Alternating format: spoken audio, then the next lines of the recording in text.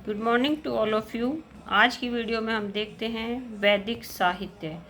अब मैंने इस पूरे टॉपिक को एक अच्छी तरह से फ्लो चार्ट या एक टेबल हम कह सकते हैं उसके रूप में दिखा रखा है, तो आप लोग पहले ध्यान से इसको देखें। मैंने इसमें 6 कॉलम तो जो हैं वर्टिकली बनाए हैं और उसके बाद फिर 3 कॉलम जो हैं वो मैंने इसमें नीचे बनाए, जैसे अब आप इसको देखें। ठीक है, अब इस टेबल को अगर आप अच्छे से याद कर लोगे तो आपका पूरा टॉपिक अच्छे से क्लियर हो जाएगा, क्योंकि अभी जो आरपीसी फर्स्ट ग्रेड आने वाला है उसके लिए ये बहुत ही इम्पोर्टेंट चीज़ है। तो चलिए अब मैं आपको ये टेबल करवाती हूँ। सबसे पहले होते हैं हमारे वेद। तो वेद आप सबको पता है 4 वेद होते हैं। फर्स्ट है हमारा ऋग्वेद, फिर यजुर्वेद, सामवेद, अथर्ववेद। ठीक है, अब जितने भी वेद हैं इन सब का एक एक उपवेद भी होता है। तो ऋग्वेद का क्या होता है? आयुर्वेद। यजुर्वेद का धनुर्वेद, सामवेद का गंधर्ववेद और अथर्ववेद का शिल्पवेद। अब आगे क्या होता है कि ये जितने भी वेद हैं इनके यज्ञ करने वाले पुरोहित कौन होते हैं? तो देखिए, ऋग्वेद का जो यज्ञ करता है वो पुरोहित होता या होत्र कहलाता है। यजुर्वेद का अधर्वयु कहलाता है। सामवेद का उद्गाता और अथर्ववेद का ब्रह्मा कहलाता है। अब हम देखेंगे इसकी शाखाएं। तो देखिए, सबसे पहले ऋग्वेद की शाखाएं कितनी हैं? शाकल, वाशकल, अश्वलायन, शंखायन और मांडुक्य। ठीक है, 5 शाखाएं। फिर हम देखते हैं यजुर्वेद। यजुर्वेद की काठक, कपिस्थल, मैत्राणी, तैत्तिरीय और वासनेही। उसके बाद हम देखेंगे सामवेद। तो सामवेद की है गुजरात की कौथुम संहिता, कर्नाटक की जैमिनीय और महाराष्ट्र की रामायणीय। उसके बाद आता है अथर्ववेद। अथर्ववेद की शाखाएं हैं शौनकीय और पिप्लाद या पैपलाद। नेक्स्ट देखते हैं अब ब्राह्मण ग्रंथ। तो ऋग्वेद के ब्राह्मण कौन कौन से होते हैं? ऐत्रेय और कौशितकी। उसके बाद है हमारा यजुर्वेद। यजुर्वेद जो है 2 भागों में रहता है। कौन कौन सा?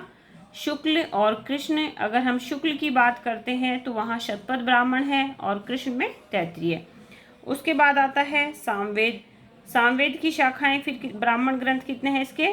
3 हैं, पंचविश, षड्विश और जैमिनीय। और लास्ट है हमारा अथर्ववेद। अथर्ववेद की शाखा कौन सी है?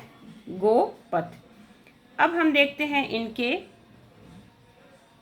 अर्णक्य। तो फर्स्ट का अर्णक्य क्या है? फर्स्ट है ऋग्वेद, ऐत्रेय, कौशितकी। दूसरा है हमारा यजुर्वेद, इसका है शुक्ल का वृद्धार्णक्य और कृष्ण का तैत्तिरीय। उसके बाद आता है सामवेद। तो यहाँ पे है छंदोग्य तथा जैमिनीय। और अथर्ववेद एक ऐसा ग्रंथ है जिसकी कोई अर्णक्य नहीं है। उसके बाद आता है उपनिषद।